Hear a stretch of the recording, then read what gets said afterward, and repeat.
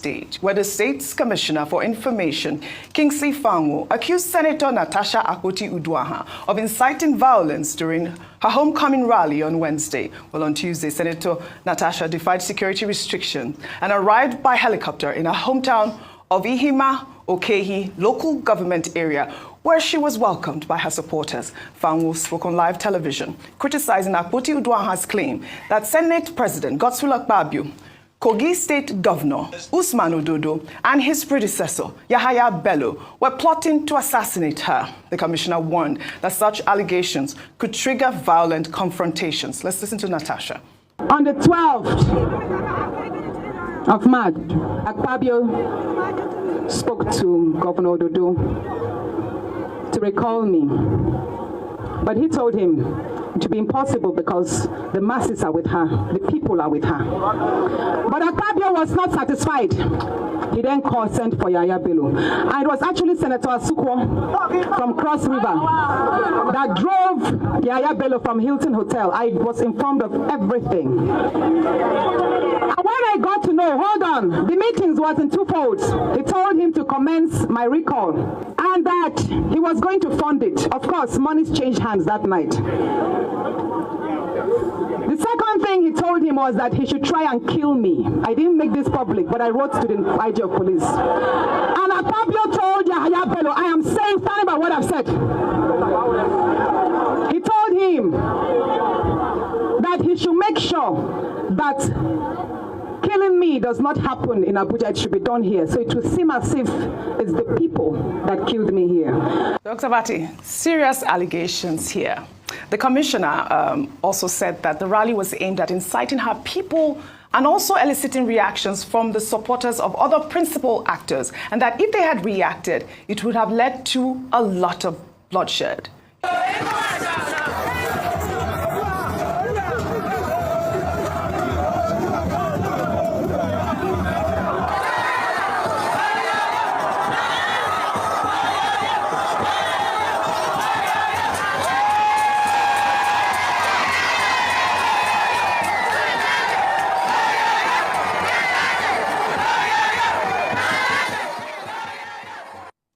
All right, Dr. Abati, I said I was coming to you, but let me take this so we can tie it all together. Meanwhile, former lawmaker representing Adamawa North, Elisha ABBO, has criticized Senate President Godswill Akpabio's handling of Natasha's suspension, accusing him of political bias and high-handedness. He spoke on Arise Prime Time with Charles Anyagolu.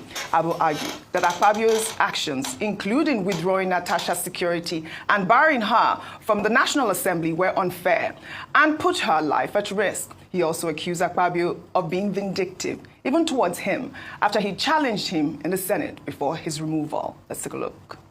Akpabio came to my hotel room around 2 a.m. and pleaded that I should work for him. And I told him that I will not work for you because I'm already committed to Senator Yari, and these are my reasons. After the election, one of these days we were in his house, and we had a lengthy discussion. And he started taking me around the house, and he said, "Do you know that I have a chapel in my house?" I said, "Wow, you have a chapel here." I said, "Let me see." He went and showed me the chapel. And in the chapel, he told me that, "You know, you are my brother." I said, "Yes." He said, 5 senators will leave the Senate. He said, 5. I said, "How did you know?" He said, "I'm the Senate president. I know 5 senators are leaving." And truth what Akpabio said, 5 of us left. Every senator that was removed from the Senate got their own official vehicles, leaving only Senator ABBO alone. So the Darlington got his own.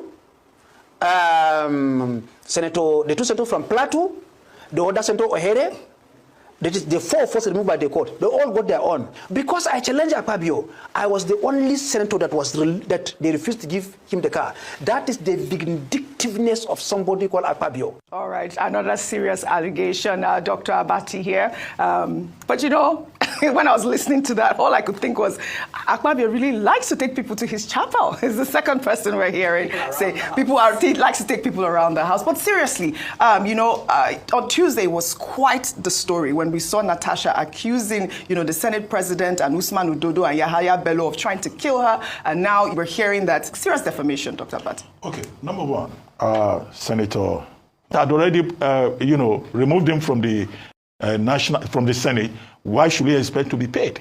He said another thing, that senators of the Federal Republic are usually paid before the 19th, in line with federal government rules. So the federal government of Nigeria pays senators salaries before the 19th, when most of the people in the civil service and public service of Nigeria, some of them do not receive salaries for months. Yes. There are government agencies in this country where you cannot get salary even at the end of the month.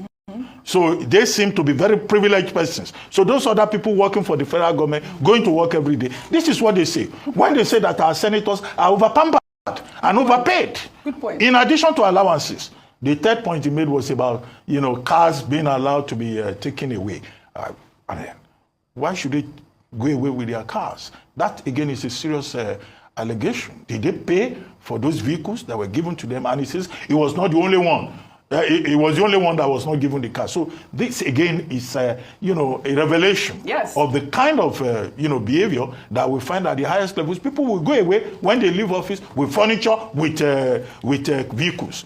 One more point. Yes. When he said, Senator Akpabio said 5 senators will be removed from the National Assembly. Senator Akpabio is not the one that elects senators. He's first among equals as Senate President. So Elisha ABBO will have to prove how the Senate President can just say, oh, you have been removed from the Senate. Right. That's a bit, a flight of fancy. Was quite the sight. I mean, when I saw those videos circulating online, I was in awe because, we've been talking about the recall process and the amount of people that had, tried to remove or recall Natasha. But then we saw a mammoth crowd welcoming her. I'd like to read Aisha Yusufu's tweet before I come to you so that we can, discuss it all. Well, Aisha Yusufu wrote, I woke up this morning and I am more encouraged than ever. I have been talking about how the legislative arm of government is the bedrock of democracy, and Senator Natasha Akpoti-Uduaghan has shown me what having 300 Natashas at the National Assembly can look like. Let's do this, people. I mean, one voice. Again, she was one of the women that we honored, women making impact in Nigeria. Arise News honored her. And her speech was quite moving. She said that, she wasn't sure she was going to come up stage or she was going to come for the award because of all the media trial. But she got the loudest applause. And for her, it was a testament that, her movement, her allegations felt valid, Rufai. So a couple of things. Again, I want to put a caveat first. We have not seen the evidence. I can't say Akpabio is wrong. I can't say Senator Natasha is wrong. Senator Akpabio is wrong. Senator Natasha is wrong until we get an investigation into what has happened. I think I should put that first. And we can't take sides. We are never taking sides. We have never taken sides. But a couple of things as regards to what happened in Kogi. I have a couple of questions for the Kogi government. In Kingsley Fawo's letter, he said because there were skirmishes as regards fishermen and 1 or 2 people died. And that's why they blocked every part and blocked major roads into Kogi. So since when we've been having terrorist attack and jailbreaks, why didn't the Kogi government block all the roads? Those are the questions. There was a jailbreak, and there have been many incidents of terrorist attack in Kogi. At a point, it was a hotbed. Why didn't they block all the axes to be able to prevent people from coming in? Because that allusion, for me, to those 2 incidents in those local governments was not strong enough. They blocked everywhere to the extent that Senator Akpoti had to come with a helicopter. She got in there. The same events that they said was going to not be peaceful turned out to be peaceful. And when Kingsley Fawo was interviewed, he said she made some statements. A couple of things. And I'll go back to those statements. Yes, the principle is he who alleges must prove. But for her to make those statements in the first place speaks volumes of our system. The question is, who has investigated those statements she has made? Who has investigated if there was a need or if there was a meeting of some sort like she claimed in the first place? And she must be ready to make, appropriate submission. But I must repeat, if anything happens to Natasha, we will speak loudly because nothing must happen to her. She's a citizen, she has every right. And when you look at it, there's always an element of bad faith. How did somebody making an allegation against the Senate President lead to a recall in the first place if there was not a level of connivance? No, like what's the correlation? So there's no correlation. No correlation. So for those that want logic, I've given them logic. All we'll have thought is that they investigated that in the House. But all of a sudden, it has led to a recall, and we are hearing fictitious signatures everywhere. Thirdly, I don't agree with Senator Elisha Abbo on everything, the sex toy thing and everything. He said it was a candy shop. Candy shop. But with due respect, it is in the time of malice that things will come up. And I don't see anything wrong with Elisha Abbo, because this is going on with Senator Natasha Akpoti and Senator Akpabio now, speaking up about his own incidents. It is when things happen, what we should investigate is, are all the things Elisha Abbo saying, are they wrong? Yeah, must investigate. So you two must be able to provide evidence for all this. I don't see anything in being vindictive. If human beings everywhere do it, they see something happening to somebody and they make their point known about it. The question is, all these allegations, is it wrong? And we should be able to investigate. How will somebody know who will be pulled out and not be pulled out? Right. It speaks volumes about our processes and systems in this country. A lot of points. All we just want is fairness across board. And please, I must also reiterate, nothing must happen to Natasha Akpoti. All right. Please, the authorities said she has written a petition to the IG. The IG can also call out to investigate to provide evidence. Right. But nothing, I repeat, must happen to Natasha Akpoti in this country. Well said. Now, very quickly before, I know you want to move on, very, very quickly.